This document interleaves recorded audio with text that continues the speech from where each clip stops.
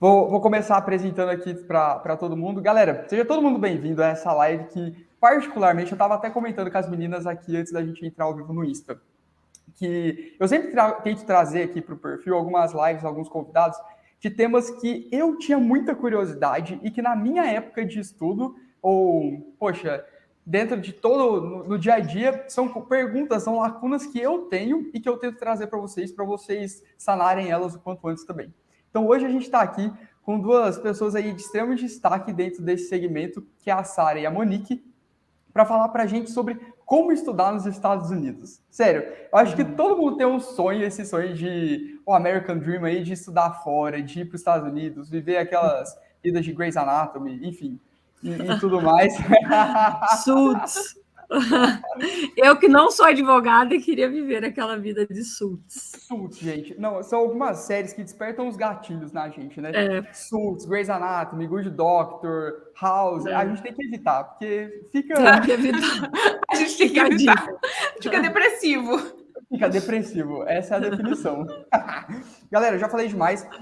Vou deixar agora a Sara e a Monique se apresentarem, falar de onde que elas são, como é que elas começaram nesse trabalho de como estudar nos Estados Unidos. Fala aí, meninas.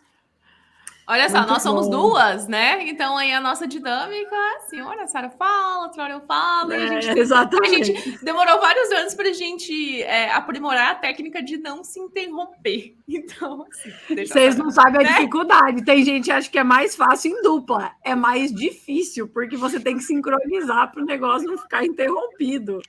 Não é? Exatamente. Gente, eu acho que vocês nos stories fazem isso de um jeito brilhante. Eu falei, gente, duas pessoas no mesmo perfil, será que dá certo? Aí eu comecei a acompanhar os stories. E dá sempre para saber quem que tá respondendo as perguntas, você sabe quem que tá fazendo. Dá para ver muito bem. Vocês estão fazendo isso de um jeito muito bom. Olha só, maravilhoso.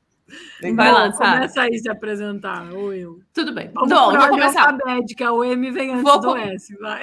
Bom, eu vou começar a me apresentar antes de começar.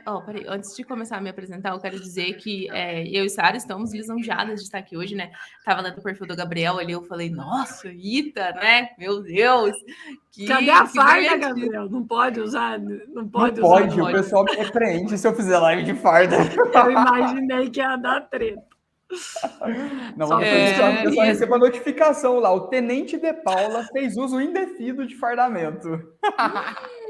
A gente ia adorar. A gente ia adorar fazer uma live de farda. Ia ficar bom esses cortes, ia né? Ficar bom, ia ficar muito bom.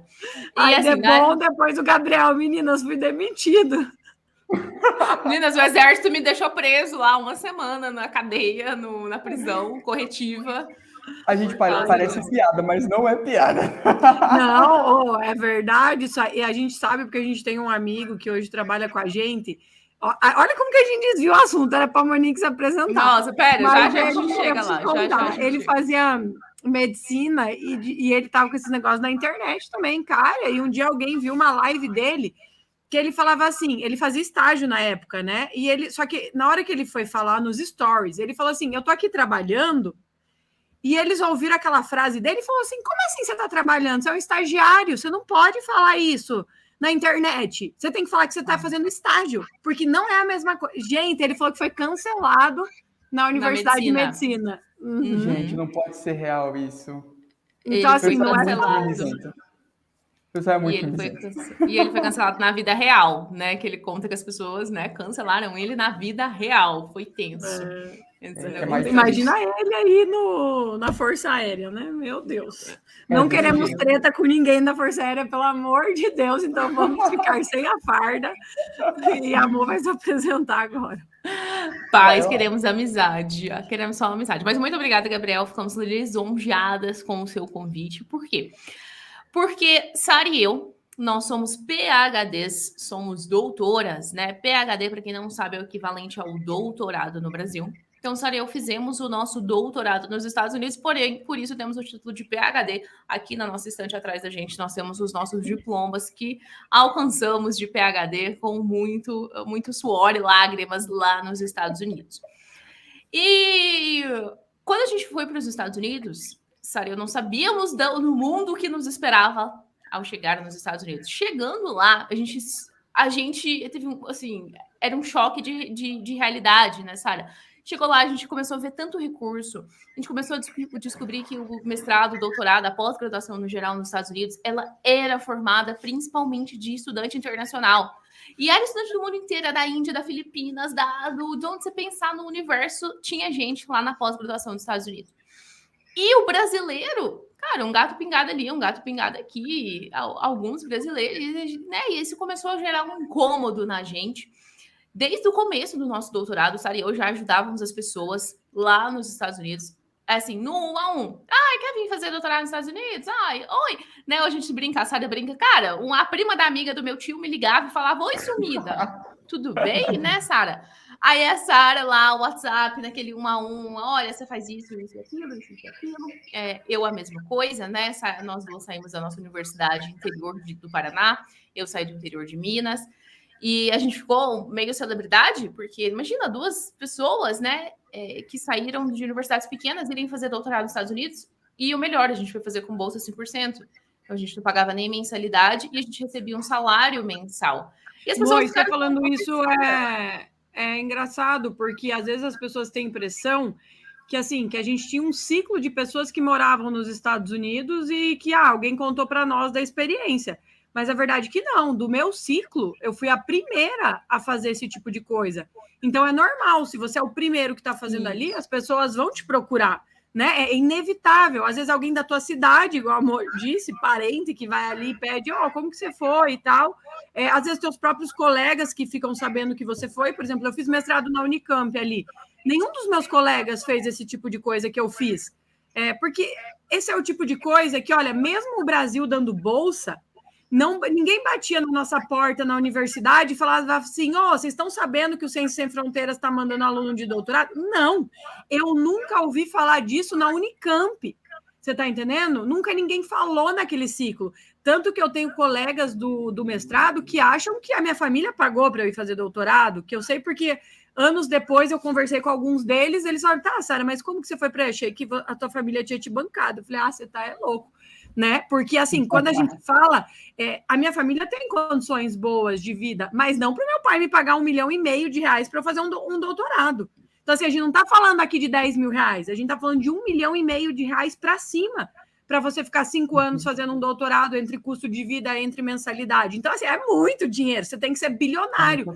E aí, se você é bilionário, você não vai fazer um PhD, entendeu? Você vai gerenciar a tua empresa, a empresa da tua família, vai fazer intercâmbio aí cultural, né, amor? É mais ou menos essa linha, então...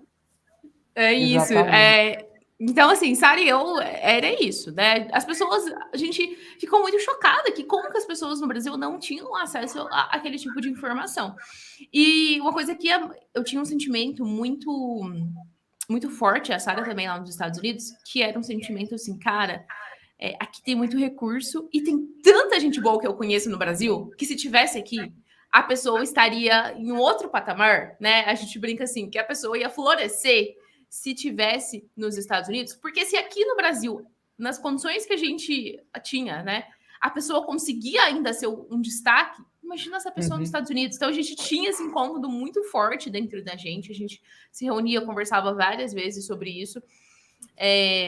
Tínhamos isso de ajudar as pessoas e tal, até que no final de 2019, Sara, glória a Deus, tomou uma atitude, né? Falou, não, eu tô cansada de ajudar o pessoal no 1 a 1, meu Deus, isso não tá rendendo, eu vou aqui criar um Instagram e vou postar as coisas, porque na hora que a pessoa vier me procurar, eu mando essa pessoa pro Instagram, aqui, vai lá, passo 1, passo 2, passo 3, passo 4, passo 5, passo 6. E é bem isso, se olhar os primeiros posts que tá aqui ainda no Instagram, era de passo a passo, faz isso, faz aquilo.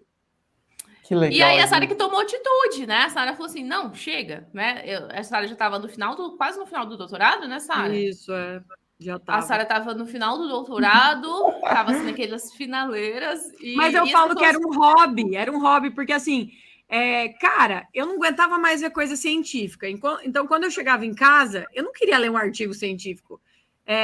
Eu já tinha uma filha também, daí tinha o meu marido. Então, assim, às vezes, quando eu tinha um tempo livre, eu também estava numa vibe que eu não queria ver Netflix mais, eu já estava incomodada com coisas que não me ajudavam a crescer, de certa maneira. E aí, eu meio que vi isso como um hobby, sabe? Começou a ser legal, começou a ser, tipo assim, as pessoas interagiam, então, às vezes, o pessoal acha que você tem que ter um perfil gigantesco. Cara, o perfil com 40 seguidores, porque começou do zero, né? 0 seguidores, não era um perfil pessoal, então não tinha nenhum seguidor.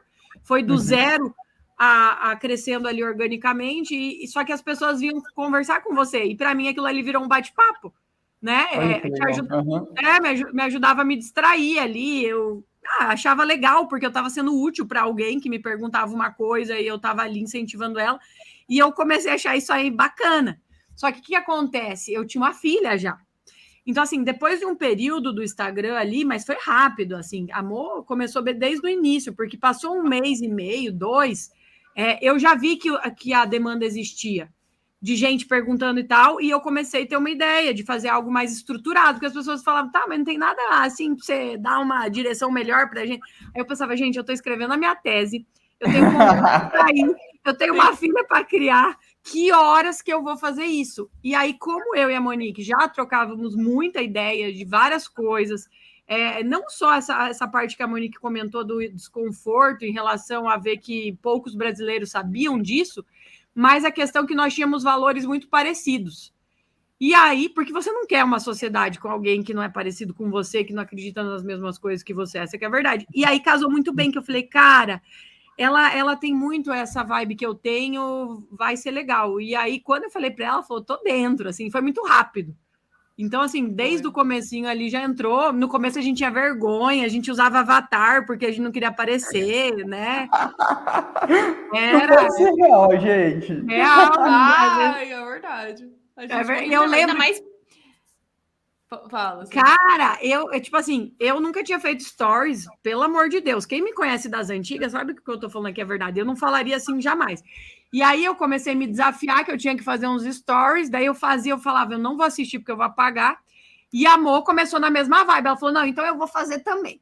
E aí, cara, nós duas não se assistia porque senão deletava tudo. Só que assim, depois de um tempo, você vai vendo que aquilo ali fica natural e quando você vê, você tá fazendo live, bem assim. Bem loucas.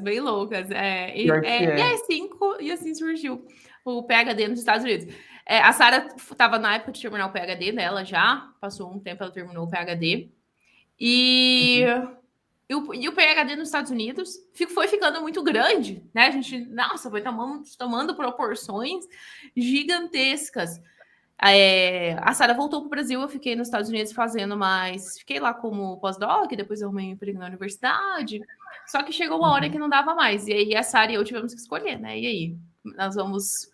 Seguir carreira acadêmica ou seguir carreira... Seguir a carreira acadêmica, que é uma carreira muito exigente, não é uma carreira para qualquer um, não é uma carreira que talvez dá para você conciliar um projeto tão grande como o PhD. Opa! Oh, meu Deus! Olha só, não pode... Eu não tenho tripé, né? Vocês estão sabendo. Não pode mexer o computador. Enfim. Aí a gente teve que escolher. Foi esse momento que a gente escolheu. Vamos ser professora, virar carreira acadêmica, ou vamos ser professoras desse monte de brasileiro que está aqui, que quer ouvir a nossa história, que estão afim de... E tem um ponto importante nessa história, né, amor? Porque, assim, nós tínhamos Bolsa do Brasil. Então, já existia esse lado da moeda. Ou você devolvia o dinheiro para ficar lá, ou você voltava e ficava o tempo. Eu já tinha esse planejamento de voltar antes mesmo do PhD começar, por causa do meu planejamento familiar. Eu não queria pagar R$1,5 milhão, o meu marido tinha negócios no Brasil, a gente falou, vamos voltar, fazia sentido para mim na época. E o PhD começou ali no final, e eu vi como uma oportunidade de, né, estou fazendo alguma coisa enquanto eu termino o PhD. E quando eu voltei para o Brasil, a princípio, eu pensava que talvez eu fosse entrar numa universidade brasileira, dar aula na minha área, mas com receio. Por quê? Porque eu ia voltar para minha cidade natal, aqui não tem o meu curso, então para eu dar aula, eu teria que dar aula em outra cidade, e com um filho. Só que assim, como o PhD logo assim, deslanchou desde o começo, não fazia sentido. Eu falava, por que eu vou... A minha aula aqui é muito mais bem utilizada do que dar aula numa universidade. Universidade. Então, não fez o menor sentido seguir por esse caminho. E agora que, por exemplo, o meu período está quase acabando, né, da dívida que eu tenho com o Brasil, para mim já não faz muito sentido falar assim, quero ser pesquisadora, simplesmente porque hoje a nossa empresa ficou muito grande. Então, assim, né, são coisas naturais. Não tem, como a Monique falou, são duas coisas que te exigem muito. Você ter uma empresa e você trabalhar de pesquisador, as duas coisas equivalem à dedicação que você vai ter. Aí, que horas que você vai fazer as coisas? Sem dizer que se eu tenho filho, é mais um trabalho que existe ali. Sim, você tem que se dedicar lá em casa também, né? Acaba então, sendo. Assim, hoje é o que casou para a nossa vida, assim. Inclusive, assim, a gente tem pretensão de voltar para os Estados Unidos em breve, se Deus quiser, mas não será pelo meio de ser pesquisadora, né? Porque a nossa empresa agora já é o nosso sonho de seguir. Gente, é incrível isso, né? Eu escuto vocês falando e é muito massa. Porque eu também comecei assim, então, a diferença é que eu sou uma pessoa aqui, né? E o meu perfil era o meu pessoal mesmo, eu não criei um novo. Mas, nossa, ouvindo vocês falar, gente, eu fiquei aqui viajando na história. Eu também comecei em 2020, no meio da pandemia. Eu tava no meu terceiro ano de ITA. Mentira, tava no quarto ano de ITA. Gente, era tão desesperador, é que assim, para quem não conhece, o ITA, ele tem um alojamento, né? Então todo mundo fica, assim, a maioria dos alunos, a maioria esmagadora dos alunos, ficam morando dentro da faculdade, todo mundo junto. Então cria um clima de colaboração, de amizade muito forte. E quando a pandemia chegou, a gente teve que voltar para as nossas casas, não podia mais ficar no alojamento, e acabou que a gente sentiu muito esse distanciamento, né? E eu fiquei imaginando, poxa, imagina agora essas pessoas que estão estudando para vestibular, que estão se preparando e que nunca experienciaram essa vivência, ter pessoas junto para contar, para poder tirar as dúvidas. E coincidiu que na época, estava perto, isso em 2020, começaram a mandar perguntas no Instagram de um professor meu sobre engenharia aeroespacial, e aí ele falou, tira as dúvidas com o Gabriel, que eu fiz engenharia aeroespacial no ITA. E aí eu falei, poxa, ao invés de responder no 1 a 1, do mesmo jeito que vocês falaram, vou começar a abrir caixinha de perguntas e responder aqui. Fica muito mais fácil, muito mais gente se beneficia disso. E começou, e as coisas vão crescendo, você vai fazendo um trabalho bem feito, você vai fazendo com dedicação, com carinho, voltado a ajudar o outro, né? É muito mais sobre gerar uma transformação no outro do que pra gente. Porque, poxa, eu olho para vocês e vejo, cara, elas podiam ter seguido a carreira acadêmica lá na maior tranquilidade, era uma coisa que elas gostavam. Se você está num pós-doc, significa que, primeiro, você manda bem naquilo e, segundo, que você gosta. Então, quando a gente muda e vem para a internet fazer alguma coisa que tem uma visibilidade muito maior, é realmente por gostar. Até porque a gente corre muito mais riscos, né? A gente falou aí da medicina, do risco de ser cancelado. Cada dia aqui é uma nova chance de ser cancelado que você tem, enfim. Então, acaba que sim, é muito gostoso, mas tem muitos perigos também. Mas que legal, gente. Com certeza. Massa demais a história de vocês. A questão da internet, há ganhos, né, benefícios de você trabalhar assim, e os ônus, como tudo. O trabalho de um pesquisador, ele é muito mais tranquilo, porque você tem um pouco de flexibilidade, ao mesmo tempo que você também consegue ter um final de semana mais tranquilo, se você quiser, né? Você tem aqueles períodos mais intensos de coleta de dados e que você tem alguma deadline ali para cumprir, mas quando passa esses períodos assim mais caóticos, é mais tranquilo. A vida do empresário, ela é caótica todo dia. Todo dia. Todo dia é uma bomba.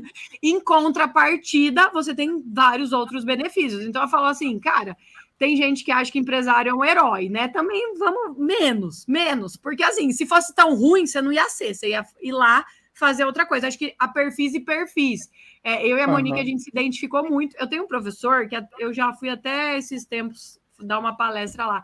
E ele falou assim para mim, Sara, quando você foi fazer doutorado, eu não acreditei, porque você não tem nenhum perfil acadêmico, o teu perfil é fazer isso que você faz hoje. Aí eu falei, viu? Mas, professor, veja bem, eu precisei ter essa experiência para hoje me achar nesse negócio, porque assim, o PhD nos Estados Unidos não existiria se eu não tivesse feito um PhD nos Estados Unidos, né? Então, exato, tem coisas da vida da gente que toma esse rumo. Exato, e você tocou num ponto aqui que eu queria falar que é muito, muito, muito bacana, que tanto vocês quanto eu aqui no perfil, a gente ensina de coisas que a gente viveu. A gente não tá falando porque a gente leu nos livros, porque a gente viu outra pessoa falando, e eu acho que hoje isso dentro da internet é tão importante, porque tem tanta gente falando sobre o que não sabe. Então, quando você fala, olha, o perfil chama PhD nos Estados Unidos, porque nós fizemos PhD nos Estados Unidos. Nós sabemos cada uma das coisas que vocês têm que passar e posso te ensinar sobre isso. Do mesmo jeito que quando eu falo aqui no perfil para ensinar a estudar, eu falo, poxa, olha, eu tive resultado estudando de um jeito muito eficiente. Quando eu só me senti autorizado, e não que alguém precisasse me autorizar, não tem nenhuma certificação, um órgão regulador de blogueiros. Né? Não tem no Instagram. Não tem, ainda não temos.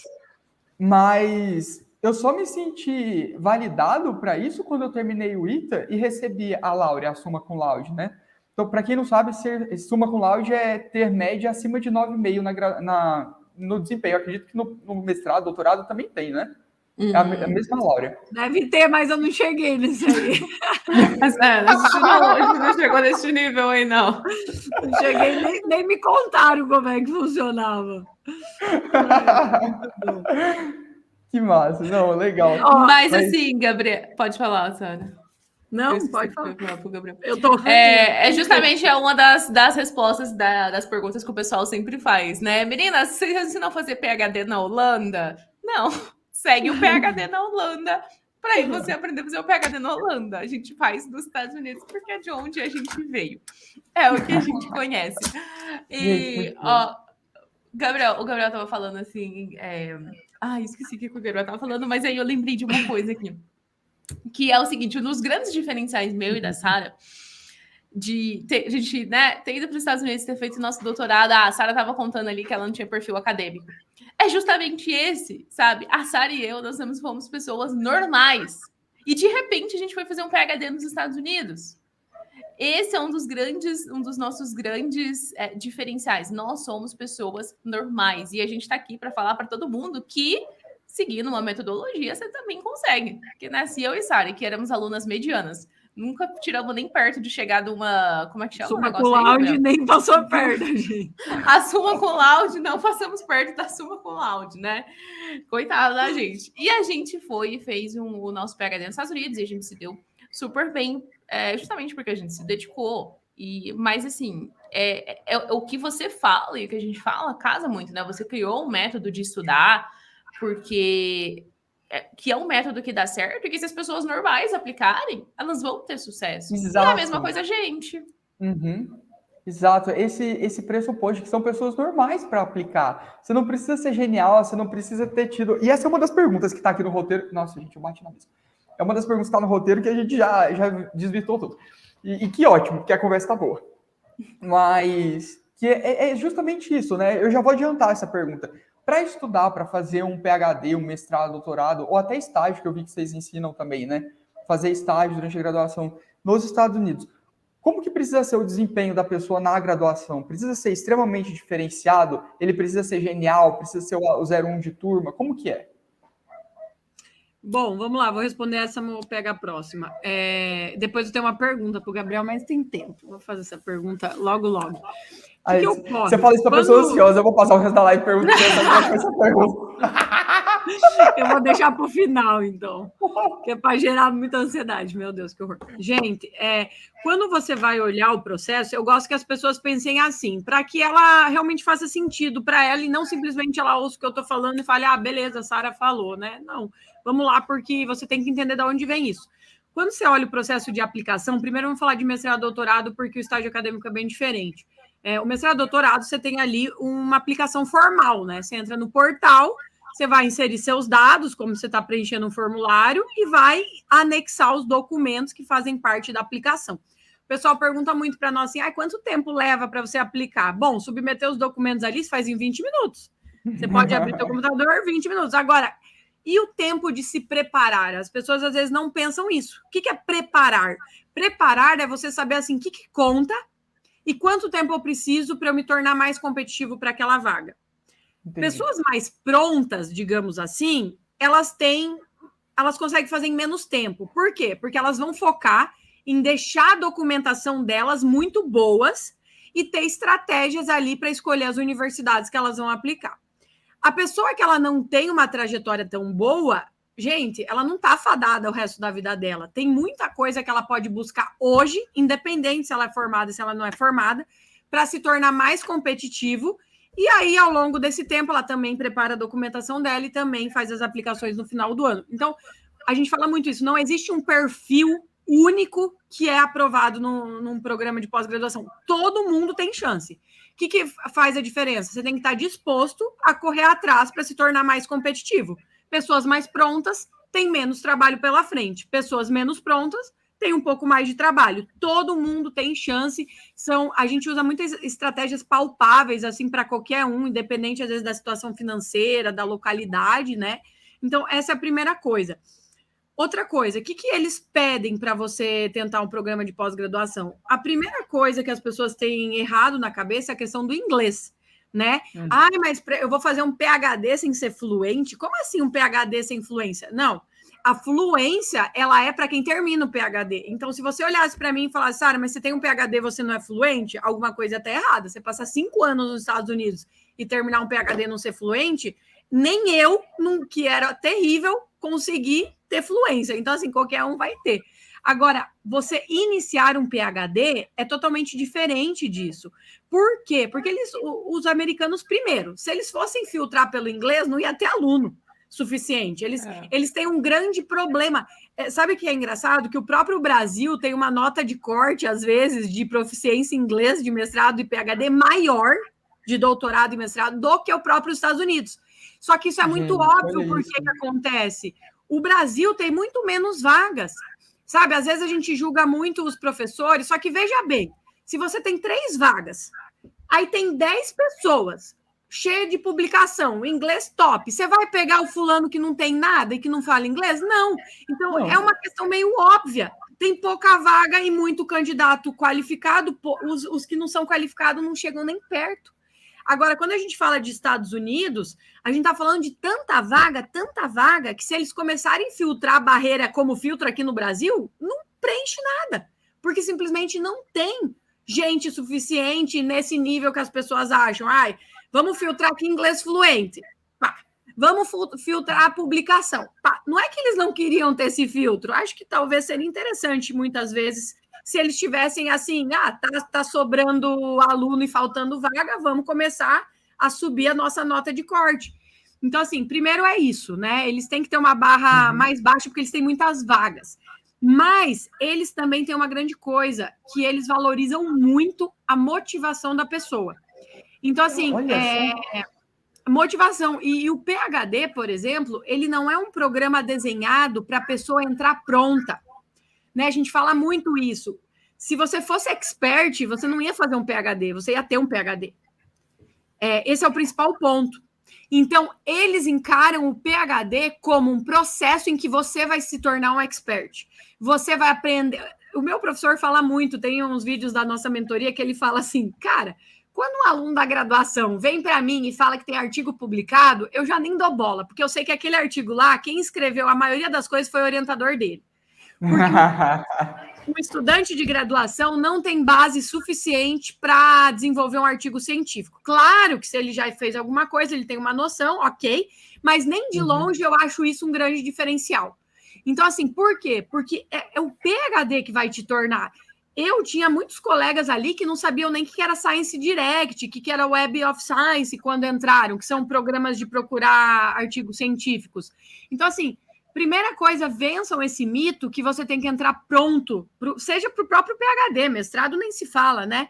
Porque o PhD nos Estados Unidos, ele é desenhado para você se tornar um expert durante a trajetória. Desde o básico, desde a escrita científica que você vai fazer, eles ofertam muitos seminários sobre você saber escrever.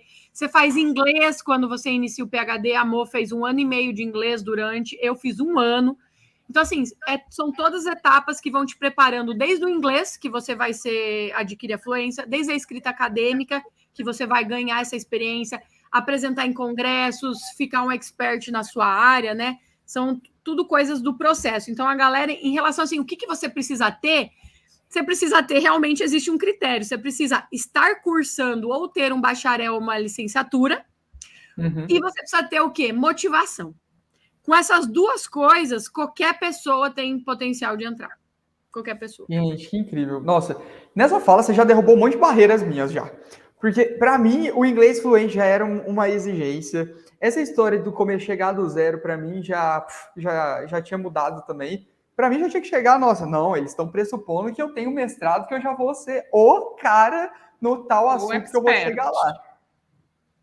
Nossa, é muito isso. Vocês terem ideia, que eu não tô mentindo, logo que eu tava terminando o ITA, é que assim, como eu sou militar, muito da minha alocação, o que eu vou fazer da minha vida, quem decide é a Força Aérea. Então, não sou tanto eu. Então, aonde eu ia servir, em que base eu ia ficar depois de formado? Quem escolheu? A Força Aérea deu umas opções, eu escolhi ali, porque como eu era 01 de turma, eu escolhi primeiro, só. A grande liberdade que eu tive foi essa. Mas, não estou reclamando, foi bom dentro do contexto. Mas, nesse final de graduação, um professor veio e me chamou assim, Gabriel, você quer fazer um doutorado direto nos Estados Unidos? Aí eu falei, parece bom. Qual o tema? Aonde? Aí ele deu as informações. Você vai pesquisar tal sonda de não sei o quê, na universidade não sei aonde. Aí eu falei, bacana. Mas eu não sei nada disso. Aí ele, não, mas você não precisa saber. Você vai aprender lá, é a intenção. Aí eu falei, não, impossível. Como que eu vou chegar lá? Vou chegar pro tal do professor tal lá, sem saber nada do que está acontecendo nesse rolê? Aí eu já falei, não, já tenho que fazer um mestrado antes de ir, já tenho que fazer um negócio, chegar lá com uma base muito gigantesca. E olha só, né? Já estamos aí quebrando barreiras que o Gabriel poderia ter falado sim, sem muito pesar na consciência. Quando que foi isso, Gabriel? Oi? Quando que foi isso? Fim do ano passado, 2021. A minha pergunta para você ia ser exatamente essa, se você tem a vontade de fazer o PhD nos Estados Unidos. Ai, gente. Essa é a pergunta do final? Gente, essa é a pergunta que não quer calar. Afinal, se você quer se tornar aí um membro do PhD, time, se você tem vontade, gente, se você tem perfil, o que você acha? Acho que desde o ano passado, assim, era um caminho natural que na minha cabeça eu tinha, né? Então, fazer mestrado, doutorado, poxa, eu gosto de estudar, me dou bem nisso, é natural que eu siga fazendo isso. Até que, como vocês disseram, o bichinho do empreendedorismo chega. E a hora que ele chega, é difícil lutar contra ele, né? Então, quando começou aqui o Instagram, comecei a produzir conteúdo, eu gostei muito. Sendo sincero, a verdade é essa, eu gostei demais. E que nem vocês falaram, né? Conciliar uma rotina, uma empresa, que a base dessa empresa é a produção de conteúdo, junto com uma carreira acadêmica de pesquisa que demanda. Vamos ser sinceros, né? Se você quer ser bom, se você quer ser competitivo, se você quer ter destaque, demanda. Se for para fazer de qualquer jeito, beleza, a gente vai, mas não é o perfil que a gente quer ter, né? E aí, o que acontece? Por conta da rotina hoje, que já é difícil conciliar na FAB, eu acho que hoje, para conciliar a pesquisa, seria mais difícil. Eu acho que eu focaria em ajudar outras pessoas a estudar. Sem dúvida. Então, você não faria um PhD nos Estados Unidos? Você não, ele não falou que não faria, ele falou que no momento... no momento. É inviável, né? Mas tem várias coisas. Mas aí, o que acontece? A gente começa e só vai, a gente só vai em agosto, a gente só vai no fall do ano seguinte, ou seja, você tem tempo aí, né? Você pode começar o processo agora para ir em 2024, em agosto de 2024. Ou seja, olha tá muito isso. tempo ainda. Não faz isso, Monique, não faz isso. É difícil. Eu sou a pessoa que olha as coisas e digo assim, não, deve ser muito legal, eu quero fazer isso. A gente tem alunos do ITA, a gente tem alunos, né, no nosso método PhD nos Estados Unidos, que foram alunos do ITA, né? Inclusive, se eu não me engano, eu li uma carta de motivação, porque um dos documentos para você aplicar para um mestrado ou para um doutorado nos Estados Unidos com bolsa 100%, um dos documentos é uma carta de motivação. E esses dias eu até li uma carta de motivação de um ex-aluno do ITA, e se eu não me engano, ele foi receber esse mesmo negócio que você recebeu aí, de ser top da classe, tá? Ele recebeu esse mesmo negócio aí. Não, o Gabriel tem potencial. O Gabriel tem potencial de entrar em Harvard, né, cara? MIT, né? Vai passar aí. Pelo amor de Deus, depois eu vou culpar vocês. Tá se imaginando lá em Stanford. Tá se imaginando, Gabriel. Nossa. Gabriel, tem vai ajudar na autoridade do digital aí, né, amor? Vai ajudar na autoridade. Você vai perguntar para a próxima turma. Então vem, gente. Vai lá, clica no PhD e se inscreve na lista de espera. Tem lista de espera, Gabriel. Mas cara, é que eu vou falar. Eu vou pular. O sonho americano, ele é pior do que o bichinho do empreendedorismo. Porque Assim, não sei se você já morou algum tempo nos Estados Unidos. Eu não, tá doido? Não, então é pior, porque assim, quando você nunca foi, tipo eu chegava a sonhar, assim, e tal, e aí quando eu fiz um intercâmbio, eu fui numa condição, assim, muito ruim, porque era pouco tempo, você não consegue planejar quase nada da tua vida, você não consegue ter um carro, você não consegue ter uma casa bacana, porque você vai ali para ficar 3 meses e voltar, você, né, tá ali de hóspede. Passagem. E quando você vai numa oportunidade dessa de PhD, realmente, assim, você consegue viver, porque são 5 anos. Você provavelmente compra um carro, tem gente que compra casa, inclusive, porque faz as contas, tem ali condição de dar uma entrada, né? Mas quem não consegue, aluga. E você se realmente se insere na vida americana. É uma oportunidade incrível para você viver essa experiência, quem nunca viveu, e no teu caso ainda sair com um diplominha aí de top 10 não é tão ruim, né, amor? Não é tão ruim, viu? Não é tão ruim.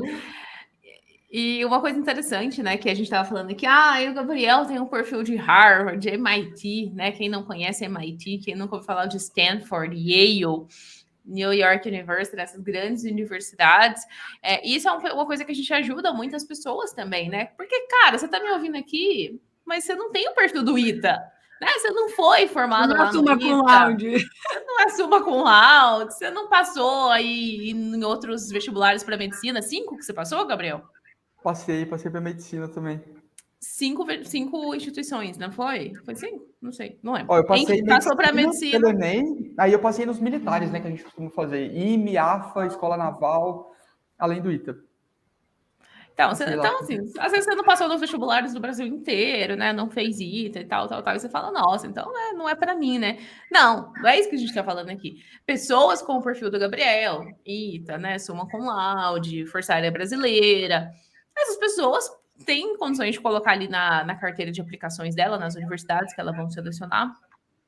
Tem condições de colocar um MIT, tem condições de colocar uma Harvard, né? Tem condições de ir para esses lados das mais conhecidas. Agora, se MIT não é para você, não tem problema. Os Estados Unidos têm mais de 1.500 universidades com programa de mestrado e doutorado. Mais de 1.500. Então, eu não vou para Harvard, mas eu posso ir para Oklahoma, para Washington State, para Wisconsin, né? A própria Louisiana, Sara e eu fizemos doutorado da Louisiana, Acre, ninguém conhece Louisiana. Quando eu falo que eu fiz na Louisiana, eu tenho que falar assim, é perto do Texas, que aí a pessoa sabe onde que é. Senão sabe onde que é. Eu falo, ele é perto do Texas, não, senão a pessoa não sabe onde que é. Então, assim, Gabriel, isso é uma coisa muito legal que a gente tenta desmistificar na cabeça do brasileiro. Que o brasileiro só conhece Harvard, MIT e Stanford. E a gente está aqui para mostrar que tem Oklahoma, Louisiana, Illinois, não, e, Gabriel, Iowa. Você acompanhou, assim, já a gente mostrando a LSU, por exemplo? Não acompanhei. Eu cheguei recente no perfil de vocês. Ai, gente. Não, eu digo assim, recente. Porque, cara, a LSU é incrível. Tem muita coisa bacana. Às vezes dá pau em muita universidade em lugar maior, porque como o Baton Rouge tem muito espaço, né, terreno, eles conseguem fazer muita coisa legal, desde a parte poliesportiva ali até os próprios centros, prédios novos. Tem um centro que eu ia muito, que é uma facility que tem todos os equipamentos tecnológicos, o teu professor aluga para você ir lá e fazer as tuas análises, tipo coisa de ponta realmente. Tem Eletrobim, isso aí você deve conhecer, né? Syncatron, usar. Então, assim, pouco, não é tão comum ter Syncatron BIM, por exemplo. Lá na Louisiana tem uma facility que faz análises que a maioria dos lugares não fazem. Então, as pessoas acabam, às vezes, não olhando porque acham que, ou eu vou para Harvard ou não vale a pena, e se enganam muito. Eu gosto muito de dar o meu exemplo, porque eu estava em uma das melhores universidades do Brasil, a Unicamp. Assim, não tinha muito para onde eu ia além dali. E assim, eu não tive nada de grandes feitos, se você olhar o meu currículo ali. Eu tinha publicado um artigo durante o mestrado numa revista, porque era a única que aceitou o que a gente fez, 0 relevância para a minha área, não fui em congresso nenhum, não ganhei prêmio nenhum. Aí fiz ali em Louisiana, que ninguém dá nada muitas vezes. Eu mesma não dava, porque eu fiquei sabendo porque alguém me falou na época lá. Eu publiquei numa revista que, assim, poucas pessoas da minha área publicaram, né, em termos de impacto para a ciência e tudo mais.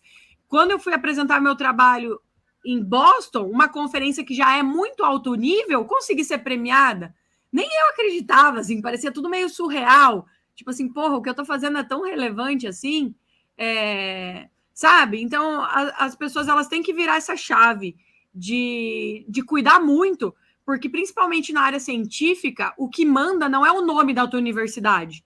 O que manda é o tipo de nível de trabalho que você faz. Quanto ele impacta, quanto ele é relevante, né? Se você está fazendo um trabalho ali que é pouco relevante, você não vai ter grandes feitos durante o teu programa. Então, claro que o nome impacta da tua universidade, impacta principalmente quando você vai para a indústria depois. Só que as pessoas se esquecem também que toda região tem o seu escopo de empresas e indústrias, e aquela universidade ali, ela já é de renome na região. Então, por exemplo, a LSU, ali na região, que tem várias empresas multinacionais, tem as indústrias também, a LSU, os empregadores vão até ali pegar alunos. O teu professor provavelmente tem algum contato ali que consegue te inserir, né? Então, o ciclo, ele se fecha para você conseguir. As indústrias estão dentro das universidades, as empresas estão dentro das universidades. Então, lá mesmo, você vai fazendo esse network, independente da região que você está. Não é só o carinha lá que está na Califórnia, lá numa famosinha, que vai ter futuro na vida dele. Todo mundo ali pode buscar oportunidades, né? Então, às vezes, as pessoas têm que pensar assim: bom, você quer ir para Harvard? Ótimo, mas você vai apostar todas as suas fichas, ou é Harvard ou é nada, é ficar onde eu estou hoje? Será que realmente o caminho é esse para você, né? Então, assim, se eu e a Monique tivessem encarado dessa maneira, hoje a gente não estaria onde a gente está. Ninguém tinha feito nada do que a gente fez, né? Então, é preciso virar um pouco essa chave. Legal. E nessa linha que você comentou também, Sara, você falou da relevância, do impacto das pesquisas que você estava fazendo e que nem você tinha essa dimensão. Queria perguntar um pouco agora, para vocês duas, na verdade, né? O quanto estar nos Estados Unidos foi decisivo para isso? O quanto a estrutura dos Estados Unidos foi decisiva para isso? E eu pergunto isso muito pela minha pequena experiência na parte acadêmica, né? Eu fiz uma iniciação científica durante a graduação. E a gente tinha muito problema com a parte de TI, com a parte de suporte, de cluster, de maquinário. E meus professores, eles tinham feito o doutorado e o pós-doc deles na Alemanha. E eles falavam assim: Gabriel, lá tem uma pessoa só responsável para cuidar da estrutura desse cluster, dos clusters de lá. Aqui, a gente que tem que cuidar mesmo, porque não tem uma pessoa responsável só para isso. E isso me marcou muito. Eu falei, poxa, é verdade, a gente está num lugar bom, a gente está num lugar top, e a gente tem esse problema ainda, né, de não ter uma infraestrutura 100%, porque demanda pessoal que às vezes não está disponível. O quanto estar lá, então, foi decisivo ou impactou para vocês terem sucesso na pesquisa de vocês? Olha só, Gabriel, vou te falar da minha pesquisa primeiro, depois a Sara fala da dela. E realmente, quando eu cheguei nos Estados Unidos, eu fiquei assim, chocada que o meu orientador de doutorado, eu fiz mestrado no Brasil, né? Aqui no mestrado no Brasil, né? O professor fazia de tudo. Ele era o administrativo, ele era o professor, ele era o técnico do laboratório, ele tinha que dar conta de todas as demandas. Nos Estados Unidos, o professor pesquisador, ele tem essa pessoa que cuida das células, que cuida do cluster, que cuida disso, que faz os pedidos do que precisa no laboratório. Os professores, eles têm todas essas facilidades. Eles realmente podem usar o tempo deles da melhor forma possível, que é o quê? Pensando, né? Produzindo, pensando nos resultados das pesquisas dele, planejando, orientando aluno, pensando em futuras pesquisas que eles vão desenvolver. É incrível como eles conseguem usar o tempo deles de forma produtiva, não resolvendo o problemazinho do dia a dia, porque eles têm as pessoas que resolvem aquilo ali para eles. Estar nos Estados Unidos, para os meus resultados de pesquisa, foi fundamental. Né, o que a Sara falou ali. Eu estava na top 2 do Brasil. Não tinha muito onde para ir dali. E eu fui para a top 150 dos Estados Unidos. E eu tinha acesso a equipamentos que eu não teria visto jamais no Brasil. Pra você ter uma ideia, na minha pesquisa de doutorado, eu usei um equipamento que só existem 20 desses equipamentos aqui no Brasil. Um equipamento super moderno que mede o comportamento alimentar de um bichinho desse tamanhozinho e usa fios de ouro e usa prata, né? Usam metais caríssimos. É tudo muito caro, é tudo muito delicado. Eu não teria acesso a um equipamento desse aqui no Brasil. Jamais. Aí você vai fazer pós-doc, você vai fazer biologia molecular, vai fazer genética molecular. Você vai pedir um produto molecular no Brasil, todas as pessoas reclamam, né? Quando eu estava lá nos Estados Unidos, eu até gostava de mostrar as caixinhas que chegavam, né? Eu pedia num dia e aí chegava overnight, chegava do dia para a noite os meus reagentes moleculares, né? E aí eu mostrava lá no Brasil, lá nos Estados Unidos e ficava lá zoando as pessoas, meu Deus, faz 3 meses que eu pedi o meu primer e o meu primer não chega, porque no Brasil realmente não chega.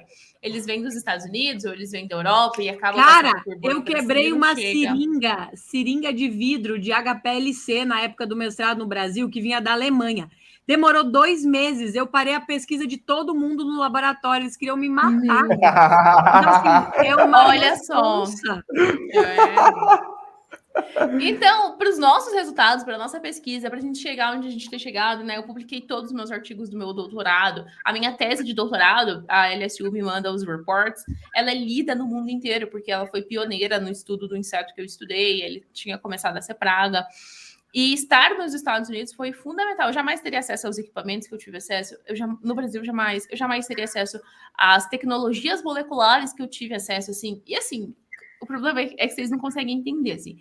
É uma universidade pequena do interior dos Estados Unidos e na porta do meu lado, no laboratório do meu lado, o professor lá, internacional também, ele fazia edição... É um negócio muito moderno, que ele edita o genoma, ele consegue usar uma ferramenta que edita o genoma, né? É tão moderno que ainda estava sendo votado no comitê de ética, porque é um negócio tão incrível que pode mudar o rumo da humanidade, editar uma ferramenta que edita o genoma, e edita até o genoma humano. E aí, o cara do meu lado fazia isso, do meu lado. E, assim, é de blow your mind, de explodir a sua cabeça, você ter acesso a tudo isso. Eu quero complementar a resposta da Mo, mas explicando o sentido do porquê que é melhor lá.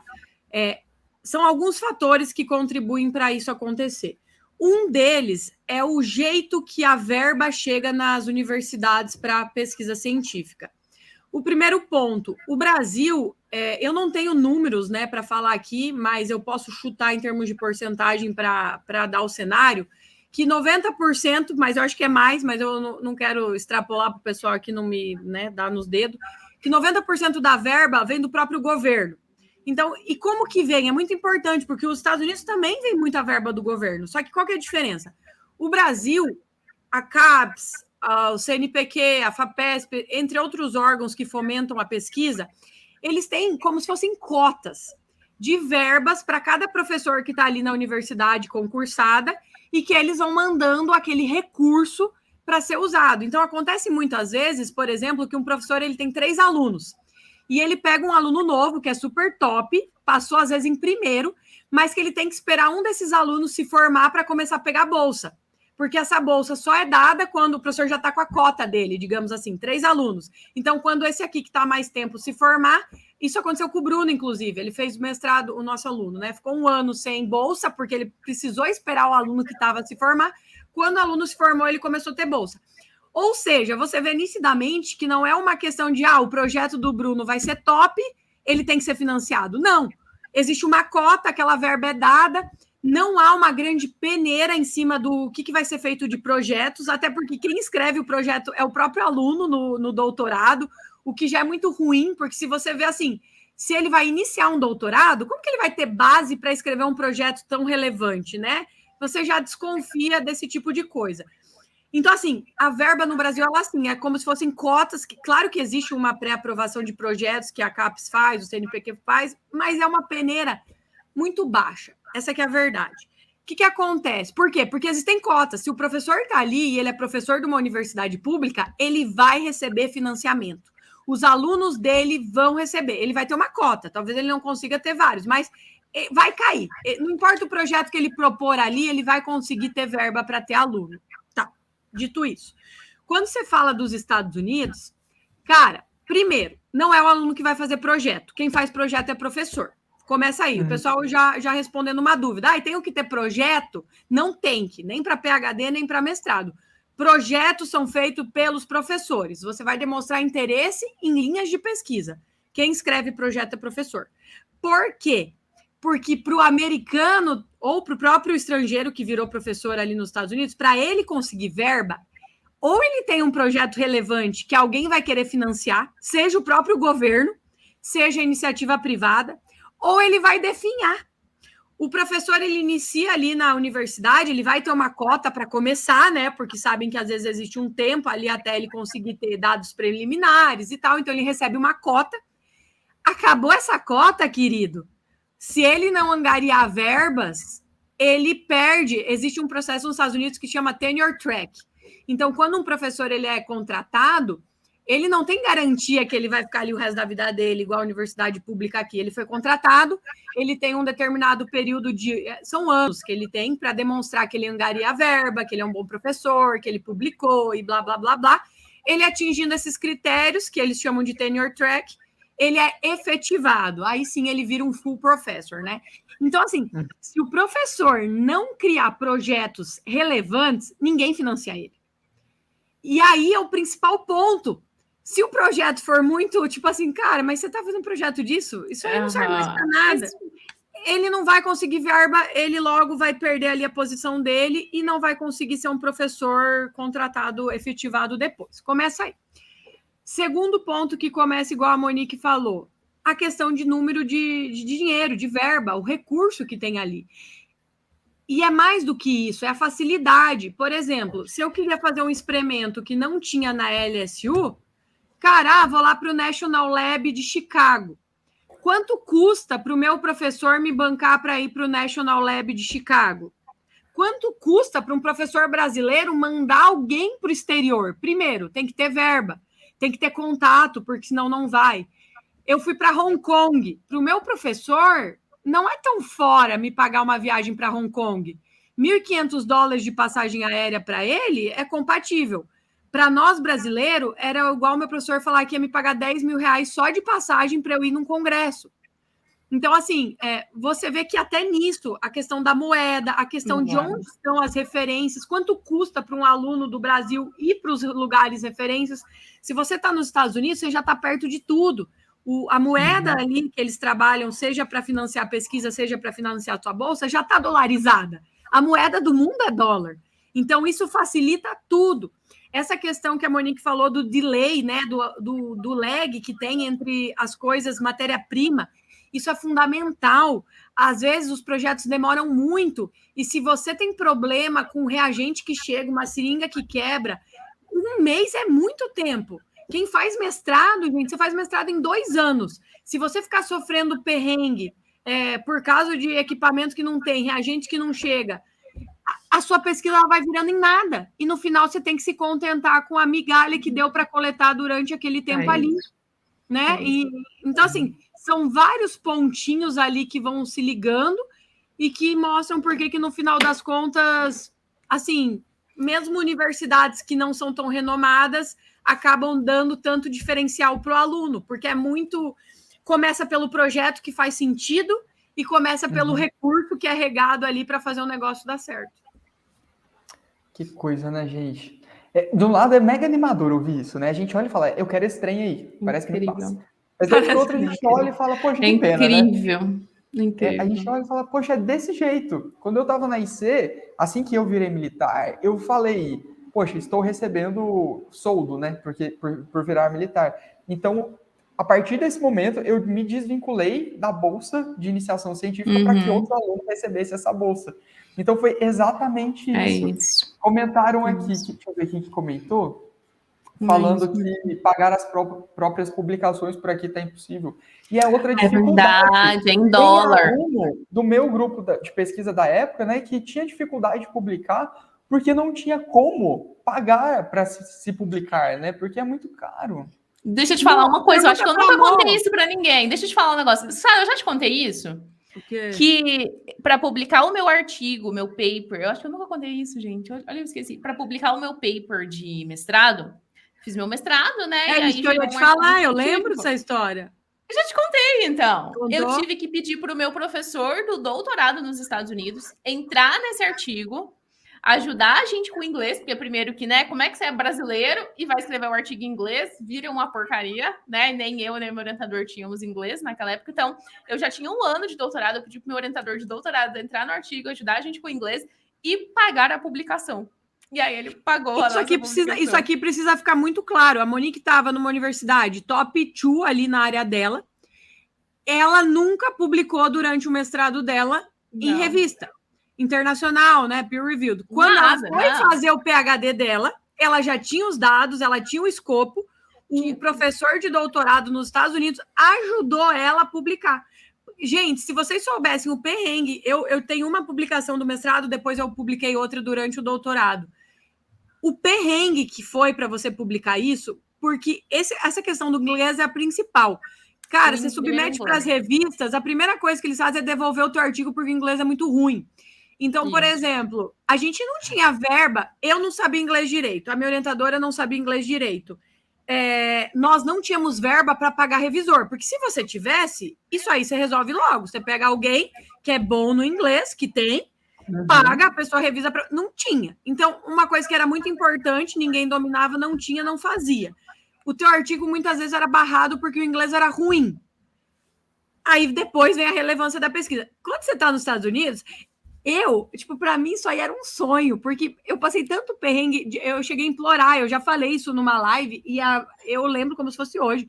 Eu tenho uma tia, que na verdade ela é tia da minha mãe, ela é professora de inglês, e eu mandava um e-mail na cara dura para ela, porque eu não tinha dinheiro para pagar ela, pedindo se ela podia revisar o meu negócio em inglês, né? Inglês que eu tentei, fiz no Google Translate lá, jogava e copiava.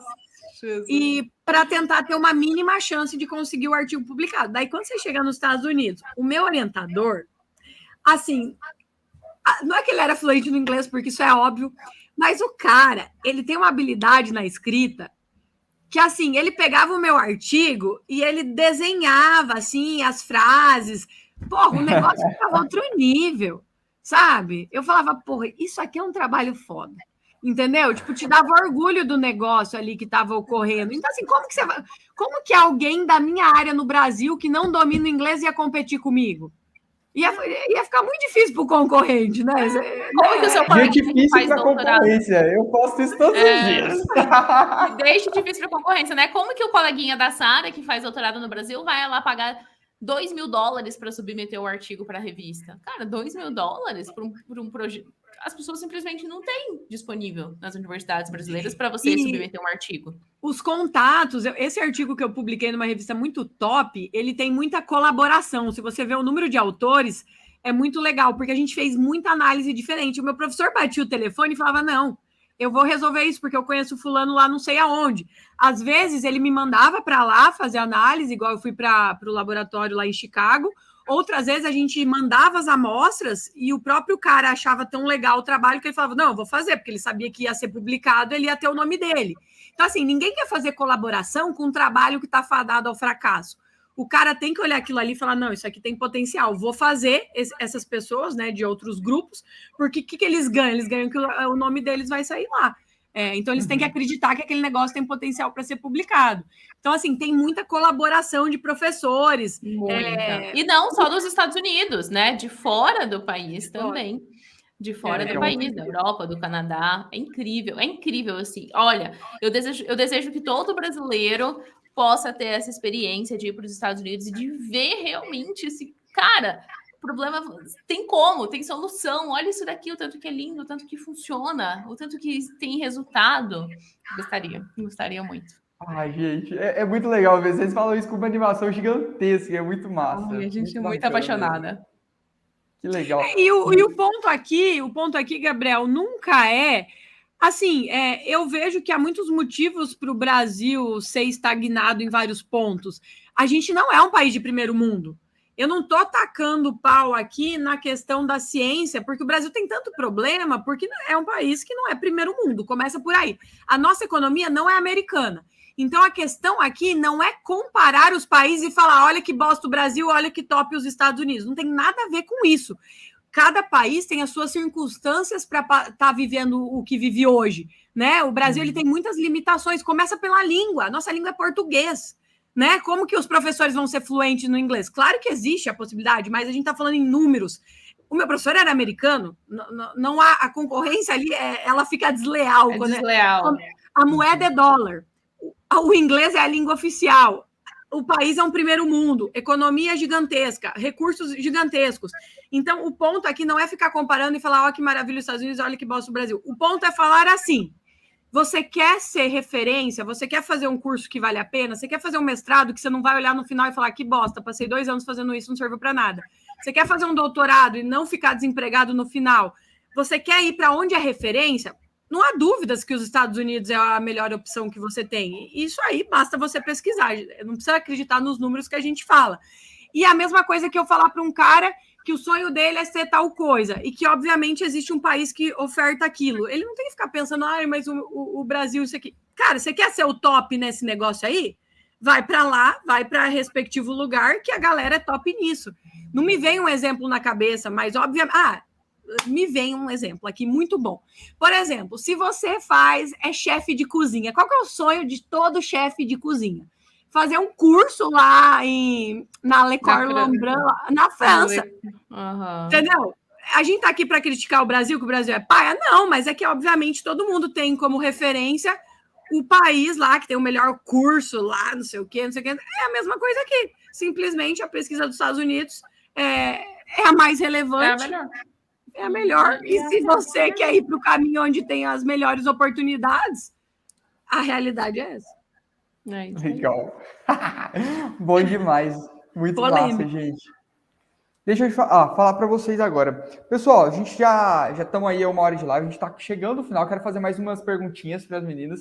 Monique, aponta aí onde que é para o pessoal mandar as perguntas na bolinha que você está em cima. Aqui, eu ó. tô em cima da bolinha. Onde tem um... É a Sara que tá. É a Sara que tá. No meu aqui na minha tela. Você tá em cima da interrogação, ó. Tá em aqui. cima da interrogação. Clica na interrogação, é? Clica na Pessoal, interrogação. eu tô vendo que tem gente mandando dúvida ali no chat, mas a gente acaba perdendo. Todo mundo que tiver Clica dúvida, na interrogação. manda sua dúvida ali na caixa de perguntas que as meninas vão responder logo em seguida.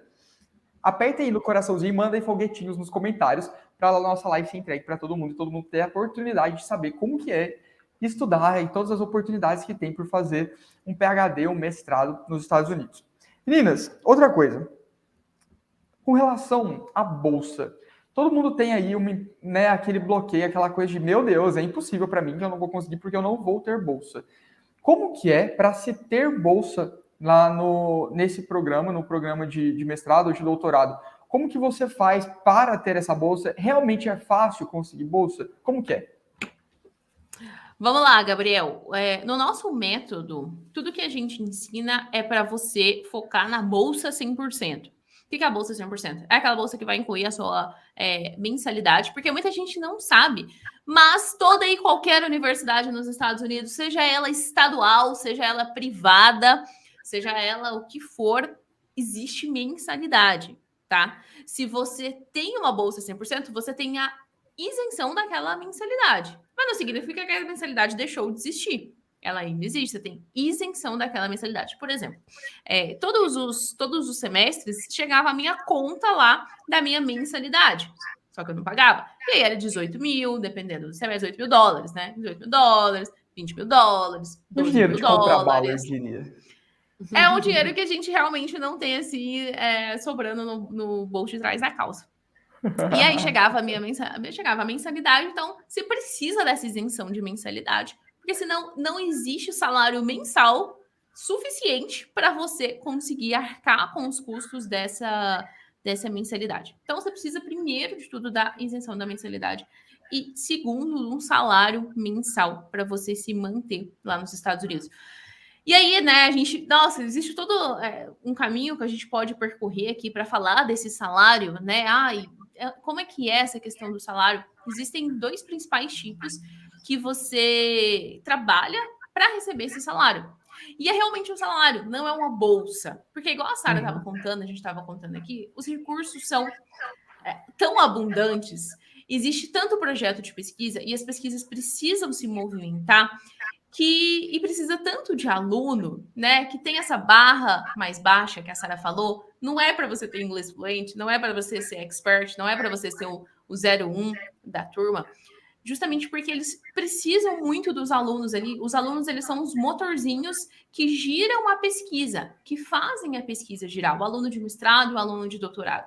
Porque o professor, que é aquele cara expert, ele sim é o expert, ele sim tem 10, 15 anos que ele está ali trabalhando naquela área de pesquisa dele, ele precisa de quem? De aluno de mestrado, de doutorado, para mover a pesquisa, né? Para produzir o dado para ele. Você é da engenharia aeronáutica, cara, é você que vai lá estudar a liga, que vai construir o avião, que vai estudar aquela pecinha do avião, que vai fazer diversos testes nas pecinhas. Não é ele. Ele quer saber qual que é o seu resultado que você, Gabriel, produziu.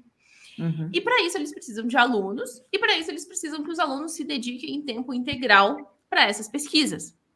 Daí vem o seu salário mensal, para que você se dedique em tempo integral para essas pesquisas, para que você fique lá na universidade de manhã, vá à tarde, se dedique às suas pesquisas. E aí você recebe seu salário. Esse é um tipo de stipend, de ajuda mensal, de salário mensal que você recebe.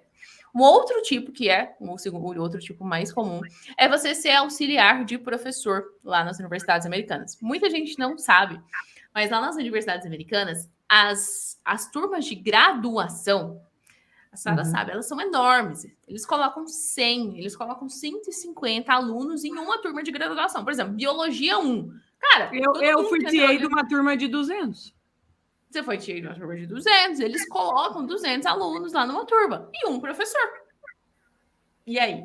Por quê? E aí, porque esse professor, ele vai ter 5 TAs. São as professores assistentes. Esse professor vai ter 5 professores assistentes. E esse professor vai tocar essa turma com esses 5 professores assistentes. Esses professores assistentes, eles vão lá e eles dão a aula prática, por exemplo.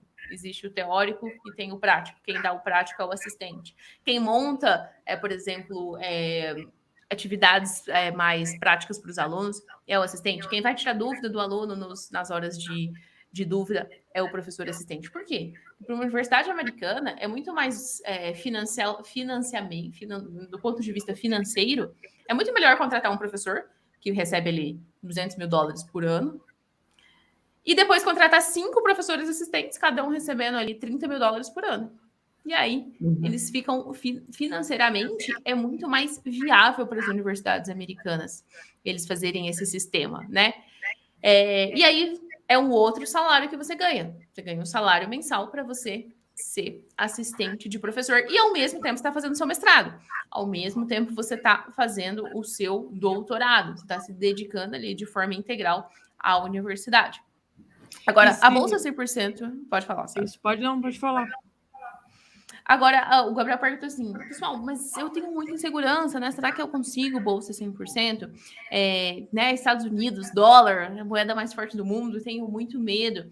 E, primeiro que no nosso método, você só chega até os Estados Unidos, você não sai do Brasil sem garantia, né? Você não vai sair do Brasil sem saber qual que são as condições da sua bolsa. Você só sai do Brasil a partir do momento que você sabe que você tem a bolsa 100%, você sabe o seu salário da sua bolsa 100%, e você sabe que você vai ter isenção de mensalidade total.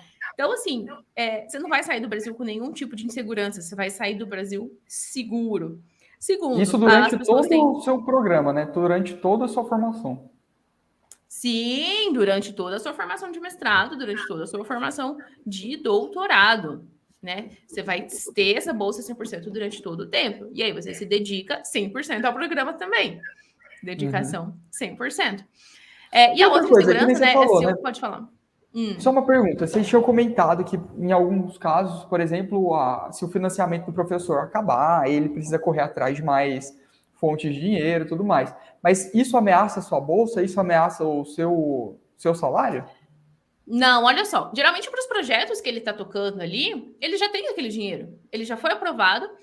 Dentro dos projetos, vou te dar um exemplo, porque eu já escrevi projetos de pesquisa. Você faz um pedido de um dinheiro lá, você pede $600 mil para o seu projeto de pesquisa. Lá no seu projeto de pesquisa já está escrito assim, ano 1, eu vou gastar $38 mil com um aluno de doutorado. Ano 2, mais $38 mil com aquele mesmo aluno de doutorado. Ano 3, $38 mil ano 4. Então, você já, quando ele aprova um projeto de pesquisa, já vem o descritivo detalhado de quanto que ele vai gastar com um aluno de doutorado, quanto que ele vai gastar com um aluno de mestrado para o projeto em específico. Então, assim, não existe a possibilidade de você ficar assim. Não existe essa possibilidade. Não, é que o ponto é assim, Gabriel. Quando ele contrata o aluno como bolsista dele, ele já tem a verba. Não é que ele tem a verba para o primeiro ano, não, ele já tem a verba total.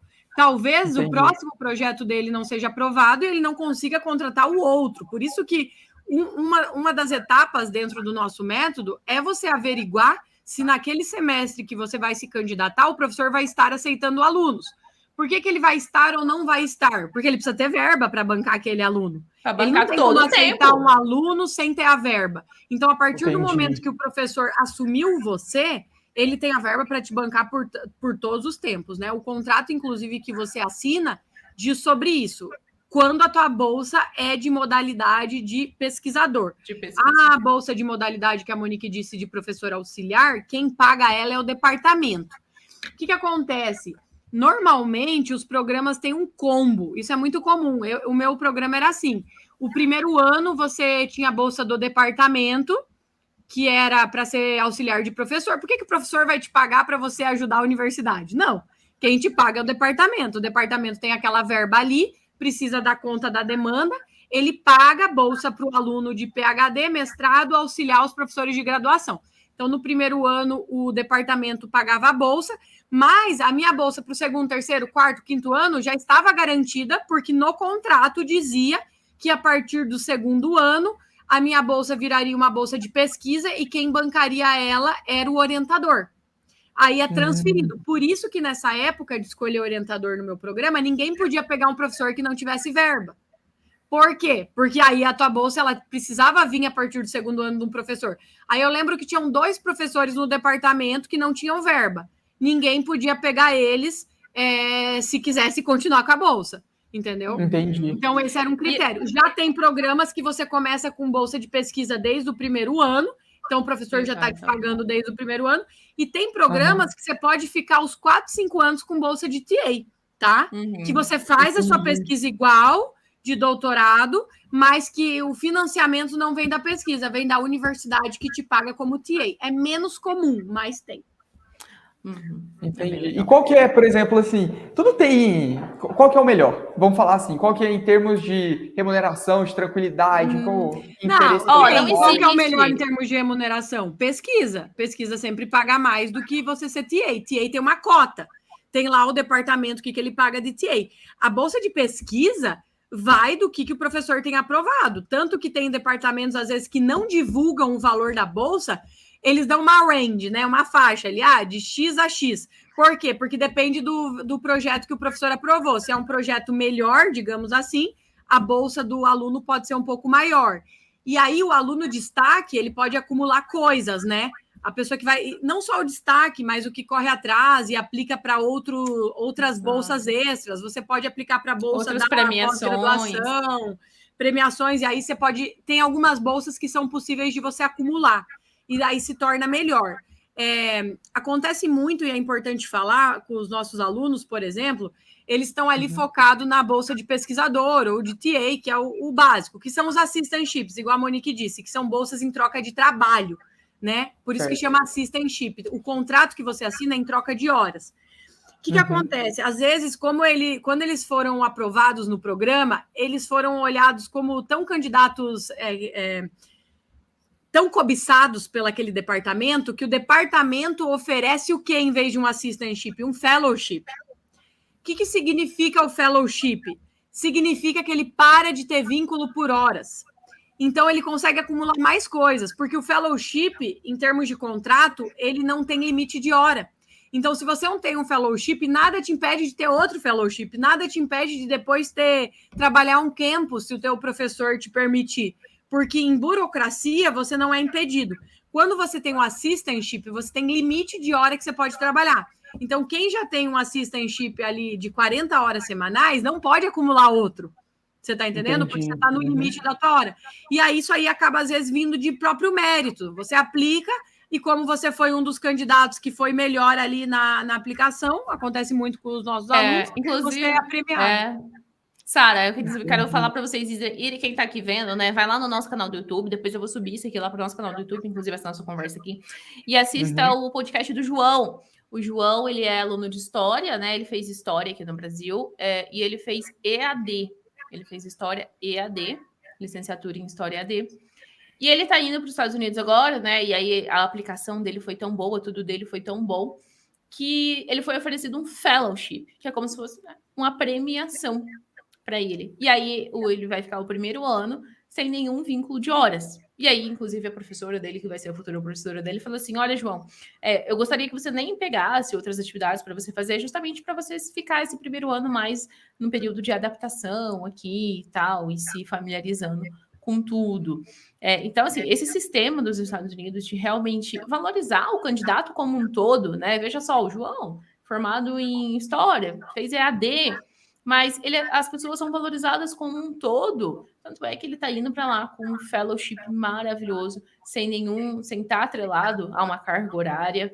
E assim, tá voando. Eu sou apaixonada por esse sistema holístico dele, esse sistema que ele valoriza o candidato como um todo. Porque se você fala com um professor aqui do Brasil que um cara fez EAD, né, já fez um negócio à distância, a pessoa já tem um certo pezinho atrás, né? E lá nos Estados Unidos o cara tá voando.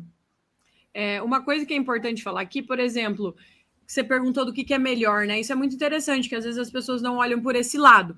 Quando as pessoas perguntam da bolsa de pesquisador, às vezes elas pensam assim, tá, mas daí eu vou ter a minha pesquisa de mestrado ou doutorado, eu vou ter que fazer outra pesquisa? Não, as coisas elas são encaixadas dessa maneira que a pesquisa que você vai ser pago para fazer é a mesma que você vai usar para fazer a sua dissertação. Então, não é como se você tivesse dois trabalhos separados. Quando você tem uma bolsa de TA, você vai ser auxiliar de professor. Então, além de fazer o programa de doutorado que você faria, o programa de mestrado que você faria, fazer a sua pesquisa, que ela tem que ser feita igual, você ainda vai ser auxiliar de professor. Então, por exemplo, o meu primeiro ano que eu fui auxiliar de professor era super corrido, porque além de todos os trâmites que eu já fazia, eu tinha que ir lá corrigir tarefa, eu ajudava a aplicar prova, eu não cheguei a dar aula, mas eu corrigia a prova, corrigia a tarefa, ia lá na sala de aula o dia que tinha que entregar material, porque é 200 alunos, como que o professor ia ficar entregando folhas e tudo mais? Então, assim, demandava uma mão de obra minha. Por isso que os professores, igual a Monique estava falando, o cara ali ganhou um fellowship, o professor falou, não pega mais nada. Por quê? Porque para o professor que quer a pesquisa avançada, é ruim para o aluno ser TA. Você está entendendo? Porque ele usa um tempo sendo TA que ele podia estar usando para fazer mais pesquisa. Então, nesse sentido, a bolsa de pesquisa ela é melhor. O que o pessoal tem que pensar? Que você perguntou assim, é fácil ter bolsa, né? Fácil, gente, fácil é ficar desempregado, né? Todo o resto requer um certo trabalho. O que ocorre nos Estados Unidos? 99% dos programas de PhD vão ter bolsa. E as bolsas são desenhadas para ser 100%, que é você poder se dedicar full time. Porque se você não tiver uma bolsa 100%, você não vai conseguir fazer pesquisa ali de qualidade, porque você vai ter que fazer outras coisas, vai ter que trabalhar. Então, eles sabem que para sair uma boa tese, para o aluno publicar, ele precisa ser financiado 100%. Por isso que é muito difícil você encontrar um programa de PhD que todos os alunos que são aprovados não tenham algum tipo de oferta de bolsa. Aí, qual vai ser a oferta depende do escopo do programa. Você tem que ir lá e tem que olhar. Os programas de mestrado, eles já são, assim, quase que um meio a meio. Por quê? Porque muitas pessoas nos Estados Unidos procuram os programas de mestrado não porque elas querem seguir para o PhD, justamente porque você pode ir para o PhD direto. E a gente fala muito disso. Para um professor, é muito mais vantajoso pagar um aluno de PhD do que um de mestrado. O aluno de PhD, ele produz muito mais resultados que o aluno de mestrado. Então, se o professor tiver que escolher entre pagar 2 alunos que dá o valor de mestrado e um de PhD, ele vai escolher o de PhD. Portanto, se você vê um programa que tem mestrado e PhD, aquele professor ele vai priorizar pagar muito mais os alunos de PhD dele. E aí acaba que, às vezes, não sobra verba para os alunos de mestrado. Essa que é a verdade. Então, assim, quando perguntam pra gente, meninas, mestrado com bolsa é mais difícil? Não é que é mais difícil, mas ele te dá um trabalho maior. Porque enquanto os PhDs, você quase sabe ali que, bolsa tem, eu posso dar uma olhada, ver como é que funciona, porque faz parte do método, mas não é algo que você precisa estar tão ali, deixa eu ver se a bolsa é boa, deixa eu ver se todos os alunos recebem. O mestrado, ele tem muito mais isso. Então, você tem que ficar muito mais atento, porque a gente vê muito, assim, pessoas que veem conteúdo aí na internet, não sabem do que se trata, são aprovadas no mestrado, mas sem bolsa. Como que você vai pagar o mês, né? E que elas não estavam pensando no caso que elas vão pagar. Só que elas não sabem desse ponto, que a bolsa não necessariamente ela anda junto com o seu processo de aprovação. E aí, depois de aprovada, ela chega no nosso perfil aqui e fala, meninas, como que eu fui aprovada na universidade e tal, como é que eu faço para conseguir verba?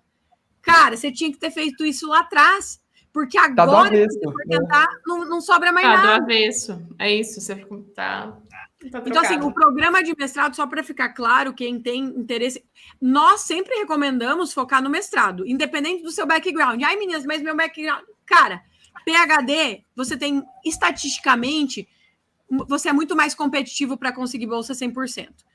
Isso quer dizer que mestrado não é possível? Não. É possível, tem alunos nossos que querem e tá tudo certo, só que você vai ter um trabalho maior de peneirar programas que oferecem bolsa 100%, porque você não vai poder considerar programas, né? E faz parte do teu processo de aplicação. Você ficar aplicando para mestrado que não dá bolsa, e tem gente, você não tem noção, tanto gente que faz isso. Sim, a gente recebe bastante direct lá, é verdade. A gente recebe bastante direct lá de nossa, meninas, estou super feliz, fui aprovada e tal. Como que eu faço para conseguir uma bolsa agora? Porque eles me mandaram uma conta e eu tenho que pagar uma conta aqui de $36 mil. E aí, realmente, é o processo do avesso. Você fez o processo de trás para frente. Alguém acabou de comentar aqui. Alguém acabou de comentar aqui na Inglaterra, que foi o caso que ela aplicou. Então, isso é algo muito importante. Você tem que entender o processo, porque senão você cai nessa. Ah, tá, fui aprovado, que maravilha, mas você tem aí $200 mil para desembolsar? Quanto você tem aí para pagar esse programa, né? Então, é importante para quem quer mestrado fazer um pente fino aí em relação às bolsas ofertadas. Que massa.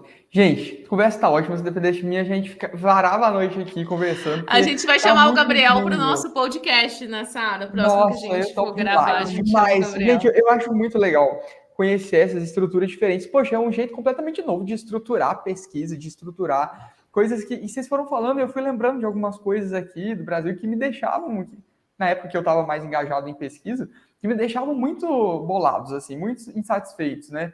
Com a estrutura, com o esquema que as coisas são feitas. Então, vocês falando, poxa, é muito interessante mesmo.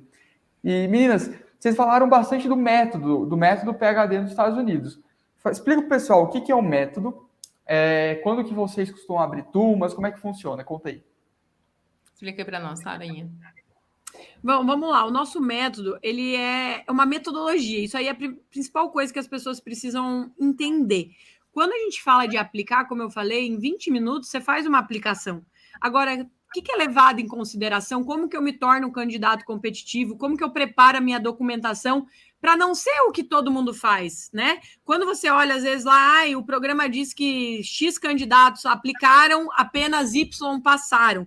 Quantos daqueles candidatos que aplicaram realmente fizeram uma boa aplicação, né? Das pessoas que fazem o Enem, quantas realmente se preparam? Quantos que são igual eu, que vão lá e fazem o Enem com o que acumulou durante o ano e seja o que Deus quiser?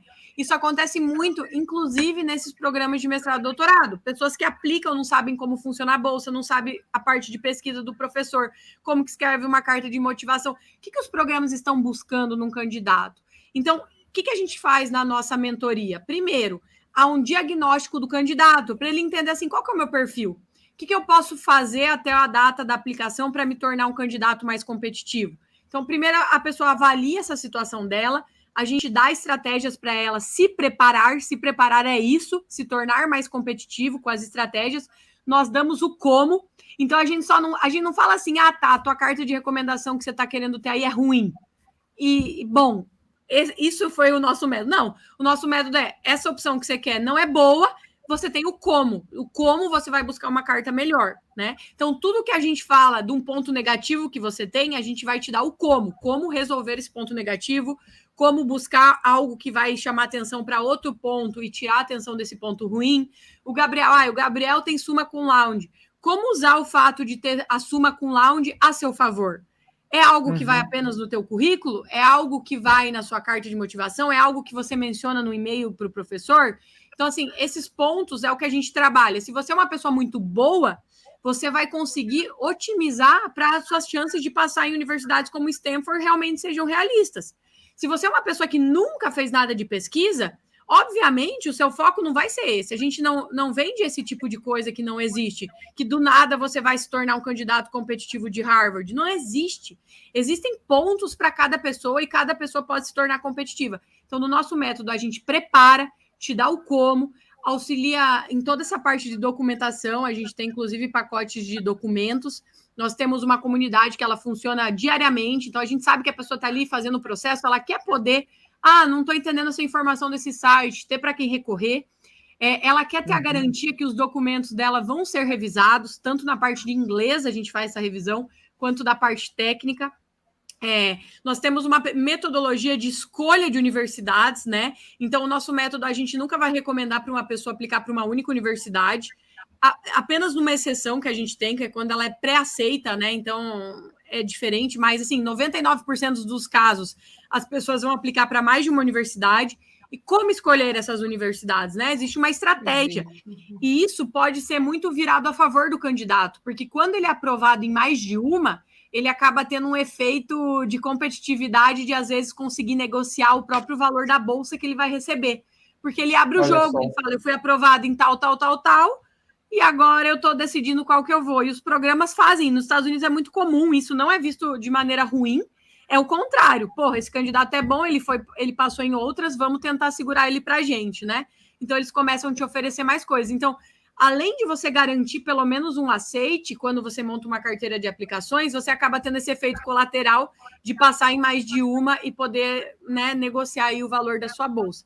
Então, o nosso método é sobre isso, é sobre a segurança da pessoa durante o processo, sobre fazer isso muito mais rápido. A gente sabe que hoje em dia as pessoas trabalham, estudam, né? A dinâmica não é assim, parei a minha vida para me candidatar para um mestrado ou doutorado. Não, a tua vida continua. Você vai ser mãe igual, você vai trabalhar igual, você vai fazer sua faculdade igual. Só que como você já tem uma metodologia mastigada, com material para você, o teu tempo ele é economizado, né, para se dedicar realmente a coisas que eu e a Monique não podemos fazer por você. A gente não pode ir lá e fazer a prova do TOEFL para você. A gente não pode, eu e a Monique, mandar o e-mail para o professor como se fosse você. Então, essas coisas que são intransferíveis, é você que vai usar o seu tempo para isso. Agora, todo o resto, a gente já selecionou para você não perder tempo aí, tentando ver, né, que caminho que você segue. Não, o caminho ele já está traçado. Então, a nossa metodologia é essa. A gente tem 100% de aprovação para os nossos alunos que aplicaram o método. Então, assim, poucas pessoas podem falar isso na internet. E a gente fala abertamente, a internet está aí, né? A gente sabe que ser cancelado é bem fácil. Então, assim, de todas as pessoas que aplicaram o nosso método, dos nossos alunos que aplicaram o nosso método, 100% entraram numa universidade americana de mestrado ou doutorado. E a gente tem aluno no Canadá também. Em relação... Só para tirar onda. Só para tirar que eu lembrei agora. Em relação a aberturas de turmas, nós não estamos com a turma aberta neste momento. Como a gente dá muita assessoria para os alunos, a gente não deixa aberto, né? Existe uma demanda bem grande, então a gente fecha uma turma, a gente começa a ver quando o pessoal vê que eles estão caminhando, a gente abre outra turma. Então, assim, existe uma previsão de talvez abrir em setembro? Existe, mas a gente não garante. Se você hoje tem interesse de entrar na mentoria, entra na lista de espera, tá? É só clicar no nosso link da bio ali do Instagram, né? Tem o link do Linktree. Você clica ali, tem bem grande lá, brilhando, pula, faz de tudo. Tá escrito lista de espera, método PhD nos Estados Unidos. Lá você encontra detalhes do que é a nossa mentoria, tá bem descritivo o que é o serviço oferecido. E você também pode cadastrar o teu e-mail para quando a gente abrir turma, você receber uma notificação. Que show, gente. Sara, Monique, meninas, muito, muito obrigado mesmo pela disponibilidade, por tanto conteúdo, cara, interessante demais. É muito massa ver que é tão possível, que é tão próximo, né, que é tão real. E o tema que eu coloquei aqui para a nossa live foi exatamente isso, né, estudar nos Estados Unidos é um sonho possível, porque tanta gente tem esse sonho e acha que é tão distante, acha que é tão, né, para outra pessoa. Quem nunca colocou no Google, né, como estudar em uma universidade X? Quem nunca? E foi vendo, aí tinha vídeo no YouTube, mas daí a pessoa nasceu, é genial, já fez 1000. Não, ela salvou a fome da comunidade autóctone. Beleza, que bom que ela fez isso, só ela vai conseguir, então. E trazer isso para a realidade, assim, nossa, né, de alunos comuns, alunos, né, que tem essa chance, é muito massa mesmo. Parabéns pelo trabalho e obrigado por terem compartilhado o tempo aqui de vocês, viu? Muito obrigada, Gabriel. Obrigada. Olha, Gabriel, te espero aí, se você mudar de ideia do empreendedorismo e quiser conciliar com o PhD nos Estados Unidos, será muito bem-vindo no nosso método. Com certeza, vai ser os primeiros que vão ficar sabendo da seleção. Eu queria finalizar aqui falando para a galera que isso aqui é para ser visto assim como uma oportunidade. Existe uma luz no fim do túnel, né? Muitas vezes a gente acha que a gente está fadado ao que está acontecendo. Não, existem oportunidades, só que a gente realmente tem que buscar o lugar que vai ajudar a gente a ir para frente. Muitas pessoas não enxergam a pesquisa como algo futuro, e para mim não era isso também, né? Eu não tenho esse perfil. Eu acabei me descobrindo na jornada. Hoje em dia eu sou professora, isso que a gente faz é ser professor. Algo que se há 10 anos atrás eu falasse para mim, eu ia dar risada da minha cara. Eu ia falar, você é professora, minha querida, meu sonho era trabalhar em multinacional também por um bom tempo da universidade. Só que às vezes a gente tem essas ilusões do que a gente vê na mídia, do que a gente vê as pessoas falando. O que a gente tem que fazer? A gente tem que viver oportunidades para a gente realmente saber o que a gente gosta. Então, por exemplo, hoje você faz isso, você sabe que você gosta. Você trabalha para a Força Aérea, você sabe o que é trabalhar para a Força Aérea. Se você for ter uma oportunidade nos Estados Unidos de fazer pesquisa, você vai saber o que é fazer pesquisa. A partir daí, você realmente consegue ter mais noção. Não, eu já fiz um pouco de cada coisa, acho que é esse o caminho que eu quero seguir. Então, acho que às vezes as pessoas têm que se dar a oportunidade de diversificar um pouco. E eu quero falar isso porque eu sei que você tem muito aluno novo, gente que vai entrar aí na faculdade ainda. Muito bom, na graduação. E eu quero que vocês que assistam essa live pensem assim. Eu, por muito tempo, tive preconceito com a iniciação científica, porque eu falava que pesquisa não era para mim, que eu não tinha nada a ver com aquilo lá. E foi algo que eu comi bola, porque eu teria me identificado muito mais lá atrás se eu tivesse feito esse tipo de coisa. Isso teria me gerado mais caminhos antecipados, né? Que acabou sendo um pouco mais tarde. Então, assim, você que é mais novo, gente, experimente de tudo um pouco. Esse tipo de oportunidade que a gente fala aqui são coisas saudáveis, né? Aproveita a faculdade para fazer de tudo que você puder fazer. Tem um gostinho ali do que é. Hoje em dia a gente fala muito do estágio acadêmico, não deu tempo de falar aqui, mas é você passar um período dentro de uma universidade americana fazendo pesquisa enquanto você é aluno da graduação no Brasil, né? Antigamente a gente tinha que pagar agência para ir fazer um work and travel e de au pair pós-formado. Hoje em dia existem esses caminhos que são gratuitos que você recebe de um professor para ir lá um tempo na universidade trabalhar para ele. Então, assim, a gente tem que se beneficiar, tem muita oportunidade, só que eu falei, ninguém bateu na minha porta falando, Sara, tem PhD nos Estados Unidos com bolsa 100%. Hoje em dia, a gente quase bate na porta da pessoa e fala. Exato. Só que para ela ir fazer, ela vai ter que correr atrás, né? A gente não vai fazer por ela. Então, ela tem que tomar aquela decisão de falar, não, eu quero saber mais sobre essa oportunidade, quero dar o próximo passo, para que daqui, quem sabe, alguns anos, a vida dela esteja diferente. Exato. Não feche as portas do seu futuro para você, deixe todas as portas abertas. Exato, que incrível. Poxa, é um discurso de motivação aí para quem está entrando, verdade. Aqui tem bastante gente no meu perfil, né, que está buscando ainda entrar na faculdade. Tem muita gente de graduação também já, por conta do curso do preparatório para concurso. Então, poxa, tem que ter olhos muito abertos, né? Tem que ter olhos abertos para enxergar essas oportunidades. Eu falo muito isso lá dentro do método de estudo, sabe? E que também cria um método que, poxa, a pessoa que está partindo do zero vai aprender a estudar, que ela vai aprender a ser aprovado. E aí eu falo lá, gente, aqui eu estou dando para vocês ferramentas. Vocês não precisam ficar ali o tempo todo aplicando cada tabela que eu ensino de produtividade, tabela de correção de lista de exercício, mas vocês precisam saber identificar quando usar essas ferramentas.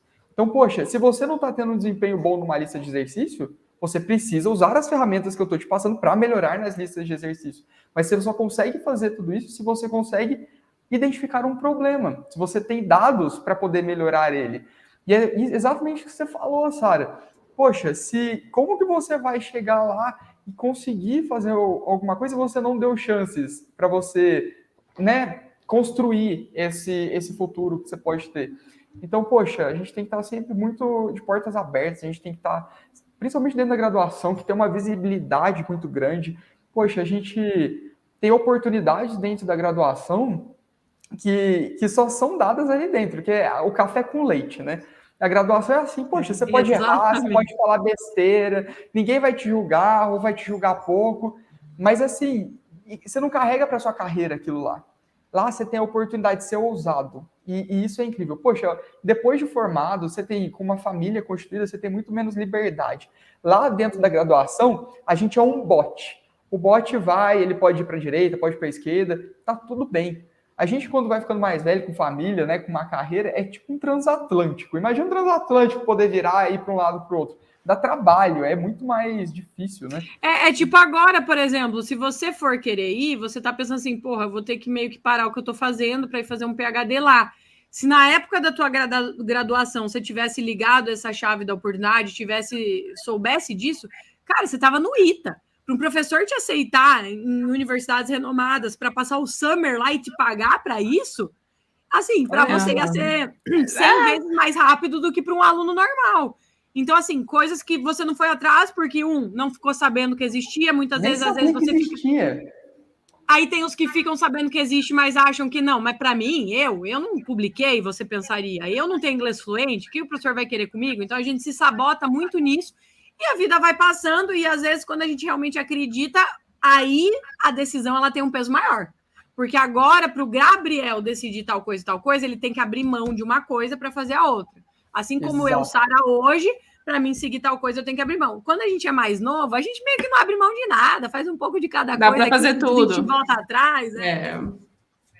E dá certo, se não dá, volta, tenta de novo, e é isso aí. Meninas, muito obrigado. Vocês têm tempinho para responder umas perguntas? O pessoal está até cobrando aí. Eu vi uma pergunta aqui, se valia a pena a pessoa entrar no ITA, fazer mestrado e depois ir para os Estados Unidos. Eu acho que o principal ponto aqui é ela entender assim, o mestrado ele é opcional, né? Por exemplo, se você chegasse no nosso método, ia falar, Gabriel, por que você quer ir fazer um mestrado? Não faz sentido. Foca no PhD, você não precisa passar por 2 anos de mestrado, né? Ao menos quando é da vontade da pessoa, aí tudo bem. Mas se ela não tem essa vontade exclusiva, ela não precisa, vai direto para o PhD. Não tem necessidade. A gente, inclusive, fala que se a gente soubesse, a gente chegou lá e a gente não sabia que precisava fazer. Podia fazer doutorado direto, sem mestrado. Bacana. Para a gente encerrar, então, a última, galera. Aqui. Tem, pergunta da Clube Chique. Enfim, é uns nicknames que eu não entendo. É boa para amor. Queria saber se tem muita chance de ser efetivado na universidade depois do PhD. Como que funciona, meninas? Olha só, até hoje, né? Até recentemente, o meu chefe, eu era pesquisadora na universidade, ele me manda e-mails perguntando, Monique, quais são as suas expectativas de voltar para os Estados Unidos? Vem para cá, né? Vem fazer pesquisa junto com a gente. Ele até hoje chora lá as lágrimas, porque eu tive que sair justamente porque problemas com visto e tal. Eu e a Sara tivemos esse problema na regra dos 2 anos. Mas se eu quisesse continuar na vida acadêmica como pesquisadora, depois quisesse ter partido para a vida de professora, eu teria facilmente. Esse é o caminho natural, né? Esse é o caminho da maioria das pessoas, fazer o PhD nos Estados Unidos, você faz na universidade mediana, depois você vai fazer um pós-doc na universidade um pouquinho mais renomada, e depois você acaba virando professor, se esse for o seu perfil. Eu tenho vários colegas também que foram para a indústria, porque isso é um negócio muito interessante dos Estados Unidos. Os Estados Unidos conseguem absorver os doutores na indústria, diferente do Brasil. Se você faz um doutorado no Brasil, você está fadado à academia. Você está fadado à academia. Nenhuma simplesmente empresa porque não vai aqui te pegar.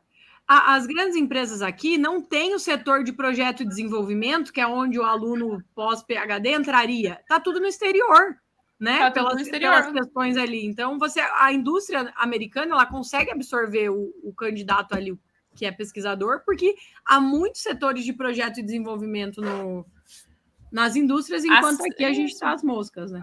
A sede das pesquisas, né, são todas nos Estados Unidos, então elas conseguem absorver os doutores. Inclusive, quem faz doutorado nos Estados Unidos, existe uma categoria específica de estágio para doutorando em empresas. Então, ele abre um edital, aberto o edital de estágio para doutorando da Boeing.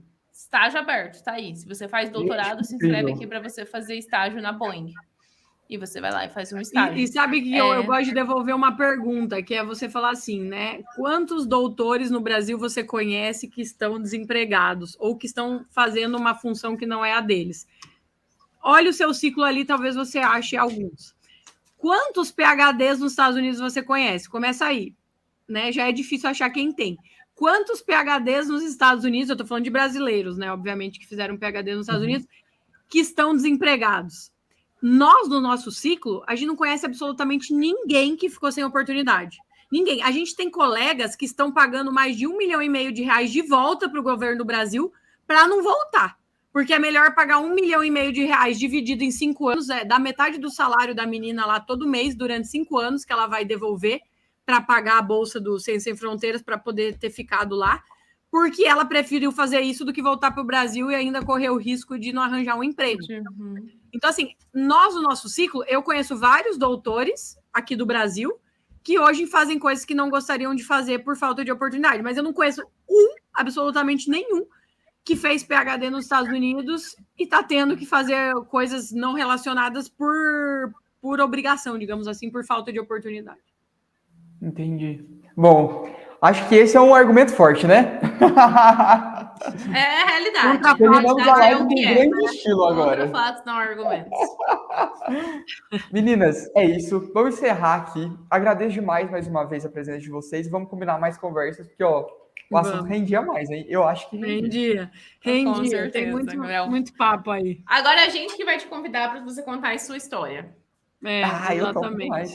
A gente que vai topo te demais. Fechado. Só a gente marcar que a gente faz sim. Vamos sim, vamos marcar. Gabriel, foi um prazer falar com você, um prazer falar com o seu público.